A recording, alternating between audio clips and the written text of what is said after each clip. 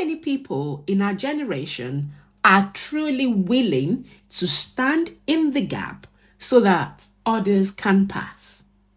That question stayed with me as I reflected on Joshua chapter 3.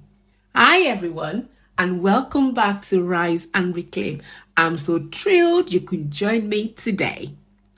Joshua was a man who had watched his mentor serve God diligently. He didn't step into leadership without preparation. He had observed obedience up close. He had learned over time how crucial it is to listen to God carefully. So when God spoke to Joshua and instructed him to trust the priest, Joshua did not second guess God. He did not hesitate.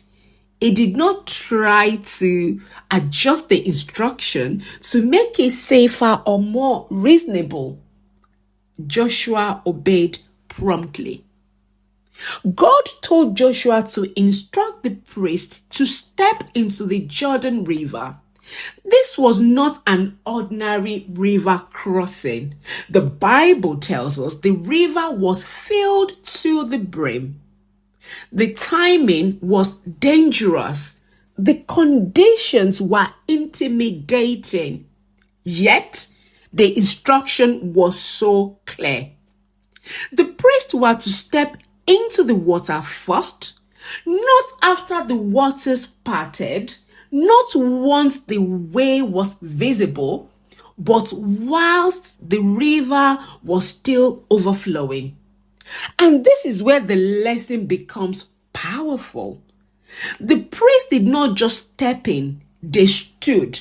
They stood in the water until every man, woman, and child had crossed safely. They remained in position while others moved forward. And sometimes we overlook that detail because obedience is often presented at the movement. But in this story, obedience looked like remaining, standing in the water, holding the ground, bearing the pressure, also that others could pass. This reveals something important to us today.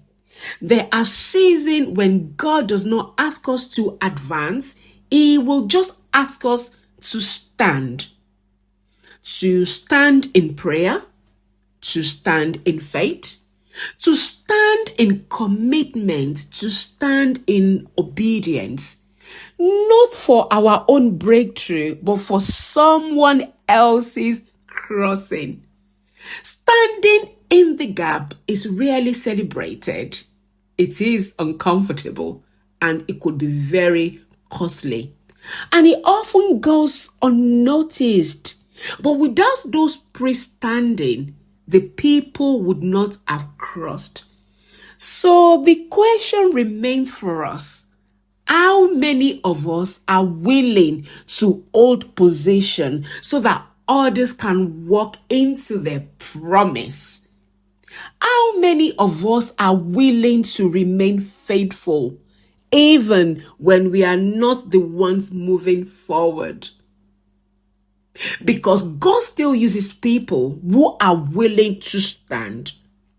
And perhaps your obedience today is not about what you can gain, but about who God allows to pass because you stayed in position.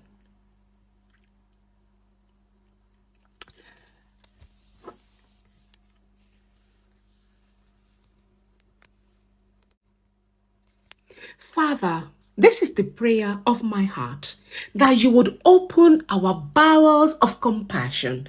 Teach us not to desire blessings for only ourselves, our families, our pets, and those close to us, but to become a blessing to strangers, to those who can never repay us, to people we may never meet again. Let our lives reflect your generosity. Let our obedience make room for others. And let our compassion speak your name. In your name, I have asked. Amen. Thank you for joining me today. Until next time I come your way, stand in the gap for others. May God bless you.